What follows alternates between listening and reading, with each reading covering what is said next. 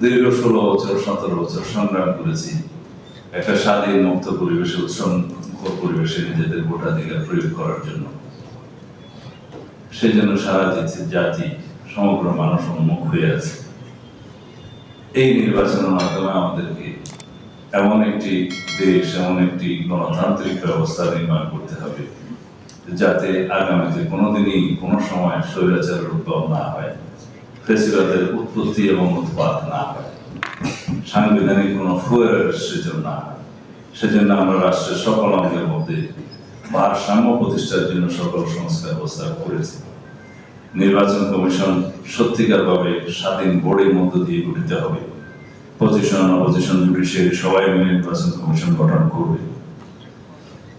জুডিশিয়ারির complete independence নিশ্চিত করা হবে। তবে স্বৈরাচারের দোষর যেগুলো আছে ওগুলোকে আগে মুক্ত করে তারপর আমরা স্বৈরাচারের দোষরদেরকে হায়ার এবং লোয়ার জুডিশিয়ারিতে বহাল রেখে সেই জুডিশিয়ারিকে যদি কমপ্লিট ইন্ডিপেন্ডেন্স এনশিওর করি তাহলে সেটা জাজেসদের ইন্ডিপেন্ডেন্স হবে, জুডিশিয়ারির ইন্ডিপেন্ডেন্স হবে না। সেজন্য আমরা আমাদের সংস্কার প্রস্তাবে কথা বলেছি।